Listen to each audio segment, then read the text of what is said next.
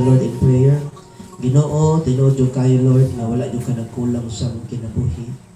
Sukad sa una Ginoong Dios, sukad pagkatao namo hangtod karon. Wala jud ka nagkulang sa among kinabuhi. Salamat jud kayo Ginoong Dios. Muna Lord, kanang deserving jud ka sa among mga pagdayeg, deserving ka sa among pagsimba Ginoong Dios. Tungod kay wa jud ka nagkulang, faithful ka sukad sa una hangtod karon. Ug sa pagpadayon karon Lord God sa pagsimba kanimo pinagi sa pagpaminaw sa imong mga pulong kaw magkaubang kanamo karon. Ug salamat Lord God. Salamat Lord in advance sa imong mga buhaton sa among matatag sa kakinabuhi. Karong adlaw pinagi sa imong mga pulong kanamong pagkampo ipasalamatan ka in the name of the Father and of the Son and of the Holy Spirit. And all God's people will say Amen o Amen. Kanang kusog nga palakpak para sa Ginoo one more time. Hallelujah. Please be seated and this time malandong tas mensahe sa Ginoo and then natuo ko nga relevant din sa tuang panahon karon and then at the same time napapanahon ning mensahe nato karon kay napinasa mga panghitabo sa atong palibot, di ba? Daghang mga panghitabo sa atong palibot nga usahay din nato masabtan usahay. So ang atong isgutan karon the gift of spiritual armor against the devil and evil things in this world, no? Spiritual armor, armadura na against the devil o sa tanang mga evil things, negative things diri sa kalibutan. Makita na sa Ephesians chapter 6 verses 10 to 20. Alright? Now, ang pangutana ngano man nga kinahanglan man nato ning armor sa Ginoo, and then later on ato nang tan-awon unsa man nga armadura or armor, no, nga ginasulti din ha sa Ephesians chapter 6. Pero tubagod sa nato ni nga pangutana, ngano gikinahanglan man nato ni nga mga armor sa Ginoo. Number 1, because the days are evil. Kung na-observe siguro ninyo, lain ang panahon, unya nag-increase ang wickedness, unya grabing patay karon, grabing pagpagidnak, unya grabe ang kanang naapay mga corruption sa ato ang panggobyerno, guban pa nya katong election sa barangay na ay pag-ulang siya na bag-ulang na balita nga bag-ulang siya na elect unya pagkaugma ipatay siya uso may nana karon grabe, no? So because the days are evil, that's why kinahanglan tag armor sa Ginoo. Ikaduha, nganong gikinahanglan nato ang armor sa Ginoo because Satan is active. Ko ang technology nato karon every 15 minutes kanang atong cellphone gadget every 15 minutes nagka-upgrade na nga nakapaspas ang technology nya. Si Satan mas paspas pa o mas active pa ana. So sana inyuhan na masabtan. So kung ang ato ang technology karon, ang cellphone, mga gadget, paspas na kayo, pag scroll ka, mag-google ka, paspas kayo, ang si Satanas, mas paspas pa, mas labaw pa, ana, sana inyo na masabtan. So gikinahanglan nato ang armor sa Ginoo kay because Satan is so active. Amen ba? Di follow? Sana ato anang masabtan. Ikatulo, kinahanglan nato ang armor of God para ang victory, ang kadaugan, sigurado. Okay, sigurado ang kadaugan kung kanunay nato siyang isulob uban sa grasya sa Ginoo. So kaning mga armor sa Ginoo day kinahanglan nato ni isulob. Of course dili literally but spiritually speaking, no, isulob sa kanunay nato siyang hunaon, kanunay nato siyang kanang ibutang sa ato ang kasing-kasing o gunahuna. Alright? Kay sigurado na ay victory kung ato na isulob. Kana ato na masabtan. Now, let's proceed to the armor of God, no, specific armor of God. Makita na sa Ephesians chapter 6 verses 1 to 20. Ato na isa-isahon. Alright, basahon yun nato verse by verse. Tanaw na to ha. Ingon dere una magsugot ta sa verse 10 to 20. A final word, be strong. Ingon sa Apostol Pablo, be strong with the Lord's mighty power. Put on all of God's armor so that you will be able to stand firm against all strategies and tricks of the devil. Mga pamaagi sa kaaway na unang gigamit nila nga term is stand firm. Alright? Is stand firm. Meaning, we can only stand firm, makabarog na lig-on against the devil and his schemes, mga tirada niya when we put on and wear the armor of God. Kung dili, wala po tayo ikasukol, batok sa atong kaaway. So, kinahanglan ato ginang sulubon. Alright, klaro yun na diya. Verse 12, for we are not fighting against people made of flesh and blood, but against the evil rulers and authorities of the unseen world, against those mighty powers of darkness who rule this world, and against wicked spirits in the heavenly realm. So klaro din ha, nga Ginaklaro ni Apostle Paul dinhi sa atong nabasa kaganina while ago nga ang atong tinuod na kaaway dili ang atong isig katawo. Sana ato na masabtan. Dili ang atong silingan, dili ang atong kauban sa trabaho, kauban diri sa church or labaw na ang atong pamilya, kundi si Satan atong kaaway. Amen ba? Sana ato na masabtan ang iyang mga kampo ng evil spirits ug ang tanan lihok ug trabaho sa kaaway against God's will. Mao na ang atong kaaway. Giklaro gyud ni Paul dito nga we are not fighting against flesh and blood but against principalities, against the Lord of this world, no? Mao ang si Satanas. Alright? Sana ato na masabtan.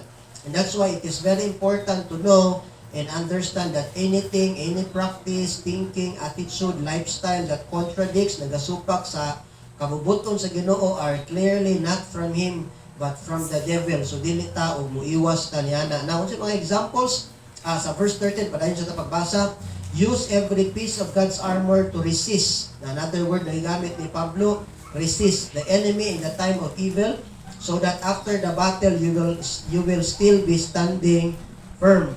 Now, ganiha sa verse 10, ang word na gigamit is the word stand firm. Tama? Barog nga likon. In this time in verse 13, Paul added another verb or action word that is the word resist, meaning iwasan, sukol, o ayaw, og sugot, o yield, or mo go with the flow sa mga buhat sa kaaway. So, dili ta mo go with the flow, dili ta mo yield sa mga buhat sa kaaway. Alright? Instead, mo iwas ta, mo sukol ta, di ta mo sugot nga maghari ang kaning mga buhat sa kaaway. Muna ibut pasabot sa word na resist. Now, kung sa gani ang mga buhat sa kaaway,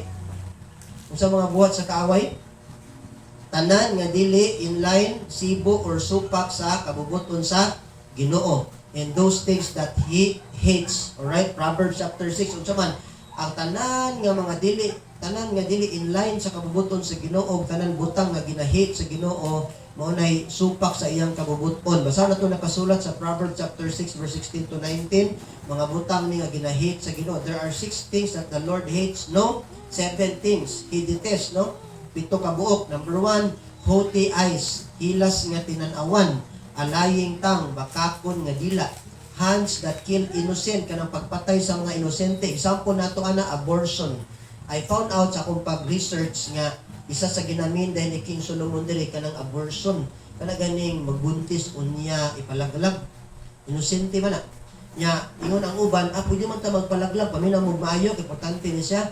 Ingon ang uban, pwede naman ta magpalaglag kay ngano man wa pa na nabuo, wa pa na naporma, di ba? Kana ginaingon sa uban nga butiki pa man di na tinuod kay ingon sa mga experts, paminaw mo maayo, sa medical experts, labi na sa expert sa pagpanganak o sa mga bata, ingon nila, once mag-start na ang fertilization stage. Fertilization means sa science, naman na sa inyong science, sa mga estudyante nga na dire. Kanya, kanaganing is fertilization means ang kanabitong sperm sa lalaki maabot sa egg cell sa babae, sa papa sperm o sa egg cell sa mama, mag-uban niya, mag-fertilize. Ingon sa mga experts, medical experts, life begins. So nagsugod ng kinabuhi niya. Once imuha ng pat yun, imo nang ipalaglag, sala na siya, o that would be considered as murder. So sana ato anang masabtan. Ug muna nga wala gyud na gi-allow diri sa tong nasod ang abortion, although na some other countries sa Europe and sa America nga gi-allow na nila, pero di sa to wala gyud kay ngano man. Pasalamat ana kay nakita nato, napansin siguro, na-realize sa ato mga mambabatas nga dili gid sa dapat kay makonsider siya og murder kung atong ipalaglag ang mga bata. Ug mabitaw na nga ang atoang tambag sa atong mga batan-on nga di lagi magtuga-tuga basta dili pa prepared. Na dili mosulod sa mga butang nga samaan na nga dili pa prepared, dili pa andam og labaw sa tanan, kana bitaw para makaiwas og dili magkasala o moabot sa point nga makaingana na hinuon, makapatay og inosente pinagi sa abortion. Sana ato anang masabtan. For those of you nga makita ani nga video pag ma-upload na sa samtang gatan-aw mo niini nga video, sana ato na masabtan, no? I-hate yun as Ginoo. Sana ato na masabtan. Sunod, verse 18, a heart that plots evil, kanang nagaplano og dautan. Gina-hate po na sa Ginoo. Labi nang magplano tag dautan, hate tas Ginoo. But hating means, it doesn't mean dautan ang Ginoo, ha? Natural lang nga mo-hate siya kay di man tama, di man maayo, di man inline sa iyang kabubuton. Are you following? Sana ato ang masabtan. Feet that are quick to do wrong. Dali ra kayo, paspas kay mubuhat og di mao. Paspas mubuhat og dili tama.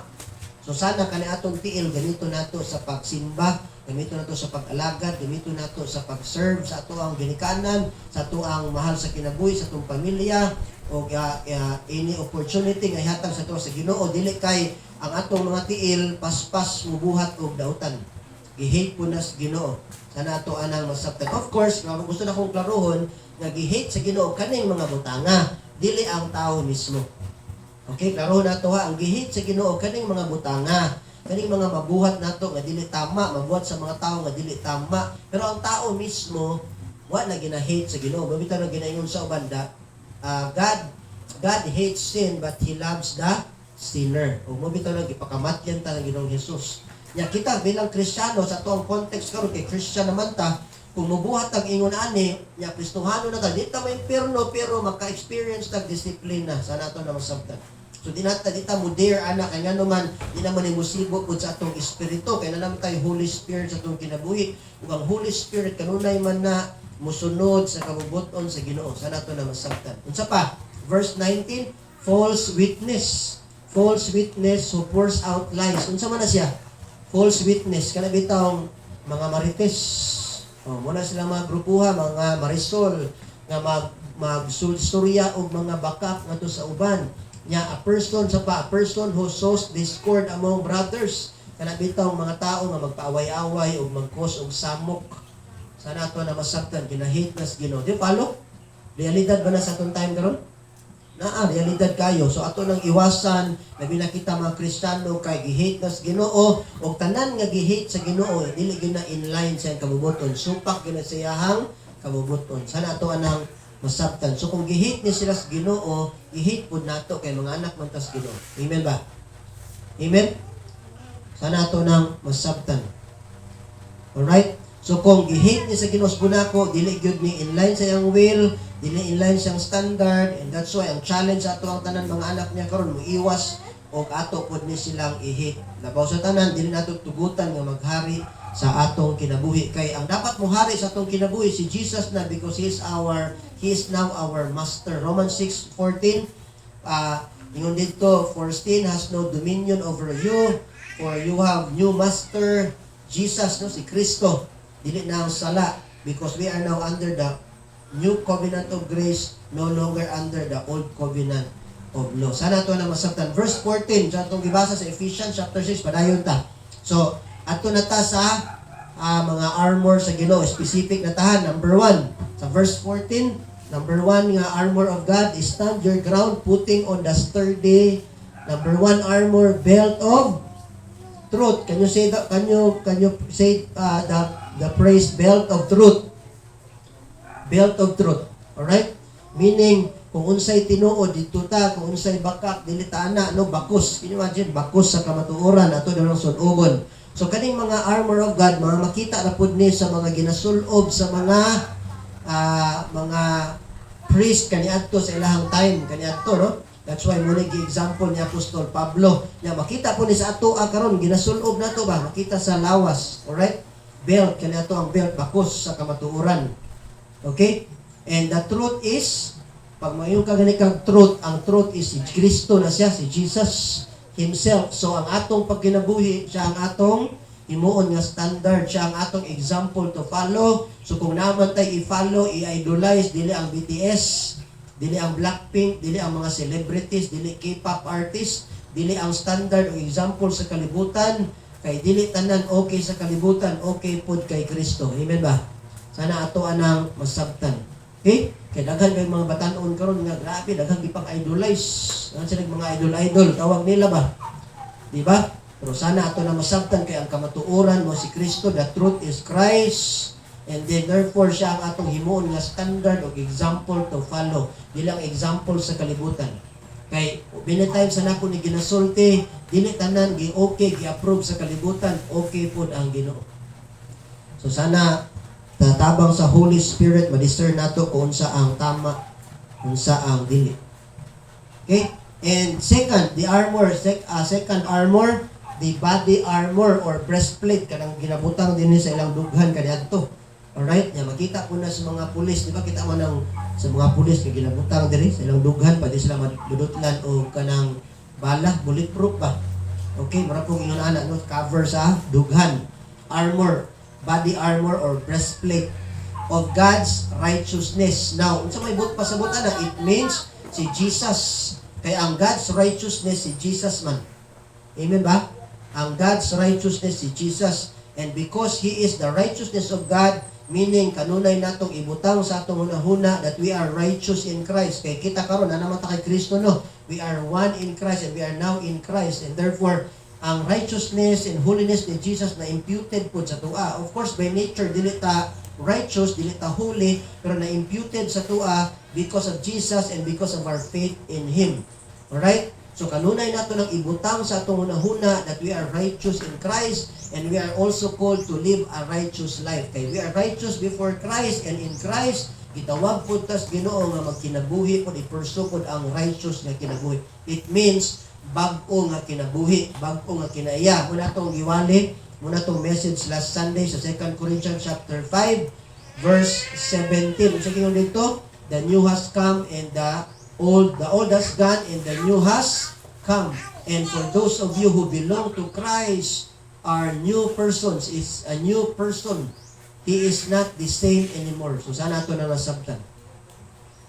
And then ikatulo, sa verse 15, number 3, armor, the shoes, put on peace that comes from the good news so that you will be fully prepared. The shoes of the good news. That's number 3. Alright? Kung saibot pasabot nini, aron makadaog ta batok sa kaaway, we must walk and live according to the good news that we heard and believe about Jesus. O wa na tay laing dawaton nga lahi kaysa sa atong nadungog mahitungod kay Jesus. Kamong tanan dinhi nakadungog naman tag may balita no mahitungod kay Jesus. Nga si Jesus nagpalansang dito sa krus sa Kalbaryo more than 2,000 years ago, nga kumutuo ta sa tanan niyang gibuhat ug sa iya mismo makadawat ang kinabuhing walay katapusan ug maluwas ta. Ug kanang atong nadungog nga may balita mao na ginatong tuuhan ug wala tay lain pang dawaton nga laing gospel.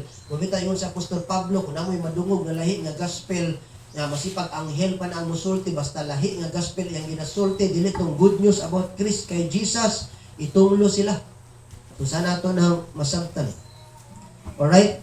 Aron dili ta ma-deceive, muhatag nato nig kalinaw sa atong dughan o kinabuhi. Sana ato nang masabtan. So ato nang lakwan, ato nang ikinabuhi. Alright, ang good news nga ato ang nadungog o naangkon mahitungod kang Jesus. And of course, no, bilang mga anak sa Ginoo nakadawat o nakasabot sa gospel, ato pa nang i-share ngadto sa uban. Now, verse 16, armor number 4, in every battle you will need faith as your shield. Okay, number 4 armor, shield of faith. Alright, to stop the fiery arrows aimed to you by Satan. Ato sabto ning fiery arrows. Ang sabto ng fiery arrows. Ganing mga ginapana. Sabot mo kanang pana no. O kanang mga ginapana kaniadto kay kaniadto sa ulang panahon kaniadto mo man yung mga ginagamit na hinagiban sa battle. Kanang pana, mga espada, pana. So, kinahanglan silang shield pang tabon para pagpanaon sila sa kalaban, di sila madutlan, di sila mga igos pana. Dito lang siya nakailangan sila shield, shield of faith. Okay? Para kung namay ipana ang devil si Satan sa kinabuhi nato bilang mga Kristiyano karon dili makasarang, dili makatarog sa tuwa. Now, unsa man ning fiery arrows? Fiery arrows means temptations to sin. Ako pangutana sa inyo, ang temptation ba sala o dili? Temptation itself sala o dili? Of course dili. Pero once mo yield mo sa temptation, buhato na ninyo ang temptation, mo na makasala mo. Do you follow? So, ang fiery arrows dito, ginamin dahil nga pwedeng ipana sa tuwa sa devil mo ang mga temptations to sin nga murabag i-tempt ka niya aron makasala ka. So, sana magbantay ta. So, that's why kinahanglan tag shield of faith. Alright? Unsa pa ng fiery arrows ginamin diya? To forsake God. Kalimtan ang Ginoo. Ginatamuhatag og time. Mabisita sa ubang mga butang. Grabe ang atong paghatag og time sa ubang mga less important nga mga butang sa kalibutan, nya usay makalimot tas Ginoo. So isa na sa mga pana sa kaaway sa tuwa ba nga bisihon tas kaaway aron wala tay time sa Ginoo. Di follow? Kana inyo na masabtan. Sa pa, to choose the pleasures of this world than to choose what makes God happy. Mas pilion ang kung unsay makahatag og kalipay kanato nga gina-introduce sa kalibutan kaysa anang pilion nato maging malipayon ang Ginoo sa atong kinabuhi. Nya matingala ka nga nawala na kaspassing mga pana na ginabantay nato mga pana na sa demonyo atong kinabuhi. That's why we need shield of faith. Shield of faith. Nya unsa pa, fiery arrows means to become self-centered. Kanang masentro lang sa itong kagalingon, maging makasarili ta. Puros ako, I, me, myself. Kanang puros atong kaugalingon lang, puros kaugalingon kalipay, kaugalingon atong gusto. Mas hindi na gusto sa Ginoo. Sana ato na masabtan. So muna ginamin sa fiery arrows nga pwedeng ipana sa tua sa devil, pero di ta musugot atong sunobon atong shield of faith aron dili makasarang, dili makatarog, dili na makatama sa tua yung mga fiery arrows. Amen ba? Sana ato anang masabtan. Nabilang temptation kay nara na sa atong palibot. Alright? But it's up to us kung yield ta o dili. Tabangan ta. Dapat kinanan natin shield of faith. And unsa man ang pagtuo? And faith means to trust the words of Christ nga ang tanan niyang mga saad tinuod o iyang tumanon. He is true to His words. Na siya isang salita or word of honor. Sana ito nang masabtan. Alright? Faith means having confidence in Christ, not to ourselves. Bot pasabot ba no nga natin mapailobsanon nga kasing-kasing, accepting the truth that apart from Jesus, we can do nothing. Yan ang gisulti sa mga disciples sa John 15:5. O sa tuang tanan pod karon, because He is our real producer, He is our doer, siya tanan naga-perform kanato. Siya mismo ang nagakinabuhi, pinagi sa ato ang kinabuhi. Kung saan ato nang masabtan.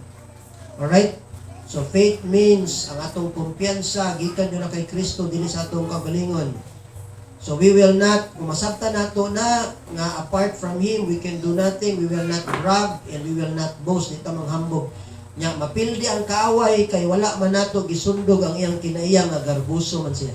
Kaya ang kaaway, garbuso. So every time maging proud ta, mag-atong gina-pursue iyang gusto, iyang kinaiya. Na nato anang masabtan. So mapildi siya, kaya wala nato siya gisundog. Alright? Faith means believing that He is always with us. Si Kristo mismo, si Jesus, kanunay nasa tua. And He is with us through the Holy Spirit. Kaya nag-indwell man ang Holy Spirit sa itong kinabuhi. And He will fight our battles. And because of that, victory is sure. Hallelujah. Kanang kusog nga palakpak para sa Ginoo. Palakpak nato ang Ginoo. Hallelujah. Dalaygon ang Ginoo. Sigurado yun na. Nganong sigurado ang kadaugan? Kay si Kristo kanunay uban nato, si Kristo kanunay naa sa atong kiliran, o kanunay nato sa winning side na naman si Kristo uban nato kanunay. Ug ang pinaagi sa Holy Spirit nga naa sa atong kinasulod. Sana ato na masabtan. Verse 17, number 5 armor, salvation as your helmet. Okay? Wear your salvation as your helmet. Helmet is for the head. Alright? Dito sa ulo, ang kanang ginasulog na helmet, di ba? Kung sa unang panahon sa mga gira, ginasulog nila as helmet niya. Sa tuang pong panahon karon ginasulog sa mga motorista, helmet, protection sa ulo. So ibutang nato, unsay ibut pasabutan na, ibutang nato kanunay sa atong hunahuna nga ang kaluwasan nga atong naangkon pinaagi sa pagtuo kay Jesus, and it is eternal and forever. Dili na mo expire, dili na mawala whatever happens. Kay nga naman ang demonyo, ang devil mo question baya dayon sa atong kaluwasan. Mubitaw na ang helmet of salvation nga ibutang gyud protection sa imong mind. Alright? Nga every time ang devil mo question dayon sa atong kaluwasan, every time masipya ta.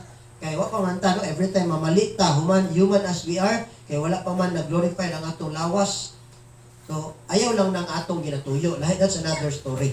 Alright? So masipya ta, mamali ta, ang devil mo question sa atong kaluwasan. So every time Satan will question our salvation, ang atong tubag sa iyahan, nasipyat lang ko sa tanas, but still anak gihapon ko sa Ginoo. Amen ba?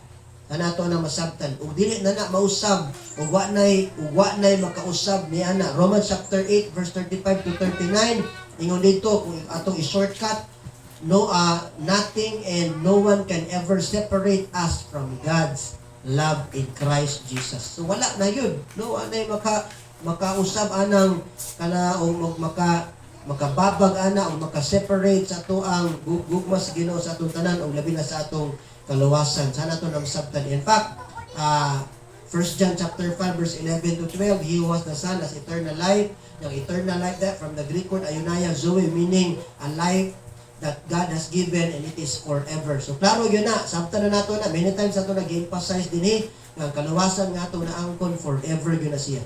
Sana ito nang masabtan. Natay eternal security. Tungod kay Kristo sa itong pagtuo sa iya. Sana ito nang masabtan. Then, number 6, alright, now last armor, and take the armor or the sword of the Spirit, espada sa Espiritu, which is the Word of God, ang Biblia mismo. Meaning, kung unsay gisulti sa Biblia, maoro pa'y atong sundon o gikinabuhi. Sama sa tubag ni Jesus kay Satanas, when he tempted him in Matthew chapter 4 verse 4, kung ma-remember ninyo, that says, yun si Jesus, man shall not live by bread alone, referring to pagkaon nga physical, but on every word that comes from the mouth of God, ang Biblia. Ang tao dili mabuhi sa tinapay lamang apan sa matag pulong nga nagagula sa bakba sa Dios. So gikinahanglan nato ang pulong sa Ginoo. Ug ang pulong sa Ginoo mo na atong sword. Alright? Mo na sword of the Spirit, ang pulong sa Ginoo. Mo na atong pang-espada sa kaaway every time nga moatake sa satua. Every time nga moatake ang devil sa tuwa niya, mutudlog, dili tama, mayunta ang pulong sa Ginoo mo ni gisulti. Every time tintalon ta sa devil nga mohimog mali, pero musulti ta ang pulong sa Ginoo, nagasulti nga kinahanglan musunod mis Ginoo, ug dili mi magmasinupakon sa Ginoo, ug kanang tanan butang nga dili tama, tanan butang nga gihit sa Ginoo, di na mo nasundon kay nganuman mo ni gisulti siyang pulong. Sana ato nang masabtan. Mo na gitawag og sword of the Spirit, number 6 armor nato, ang pulong sa Ginoo. So ang atong pangbato, pangsukol, panglaban kanunay kay Satanas sa iyang mga kampon o sa tanang mga evil and negative things diri sa kalibutan, including sin, sala, and sinful habits, malaylain kung dili ang pulong sa Ginoo or ang Biblia. Amen ba? Sana ato nang sabtan. That's why importante kaayo nagabasa tag Bible. Importante kay natay mga memory verse, natay mga memory verses. Natay mga na-memorize ng mga verses kay mga pangsukol na sa mga bitik sa kaaway sa itong kinabuhi. Like for example, ang devil musungog sa tuwa niya, hadlokon ta niya. Dapat natay verse ka nagsulti, daghang kay verses sa Biblia nga ayaw kahadlok for I am with you. Be strong for I am with you. So dapat natay na kasabutan ang pulong sa Ginoo mo na panglaban nato, pangbato, pangsukol nato gikan sa mga sulti sa tuwa sa devil nga dili tama. Sana ato nang masabtan. Every time matempta nga magbuhat og dautan, no? Ang pulong sa Ginoo nagsulti dili na tama. Sana ato nang masabtan. Then verse 18, Paul said, before I close, sabi ta tamahuman, verse 18, Ephesians chapter 6, Paul said, pray at all times. Pray at all. O mag-ampo daw sa tanang panahon. So nga na kay importante ang pag-ampo. You know, kaganina sa tong prayer time, ang pag-ampo, mara na ito nag-oxygen sa itong lawas. And on every occasion, in the power of the Holy Spirit, of course, no, kaya ang Holy Spirit nag-intercede mo na sa satua, ug ang Holy Spirit kaya nagpuyo sa itong kinasuluran, may enable sa tua nga makaampo po ta. Stay alert. You say, pag yung kang stay alert, ayaw pagpaluya-luya. Bantay kanunay. And be persistent, magkanunayon, consistent sa inyong mga pag-ampo for all Christians everywhere. And of course, ang principle na makuha nato diri intercession, na di lang ta mag-ampo para sa itong kaugalingon, para po dahil sa mga Kristiyano, isag asa napita. Para po sa uban ng mga Kristiyano. That's why nag-pray po ta sa ubang mga Kristiyano, mga brothers and sisters nato diha kang Kristo.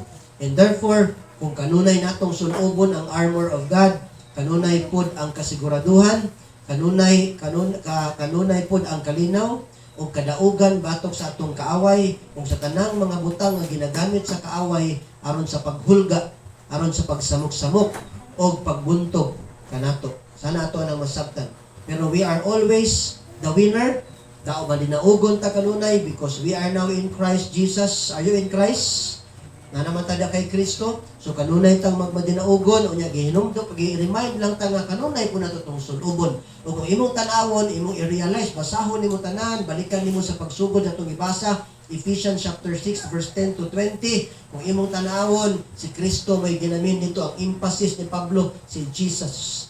And because we are now in Christ, we are always winner. Amen ba? Sana ato na masabtan. Kanang kusog nga palakpak para sa Ginoo.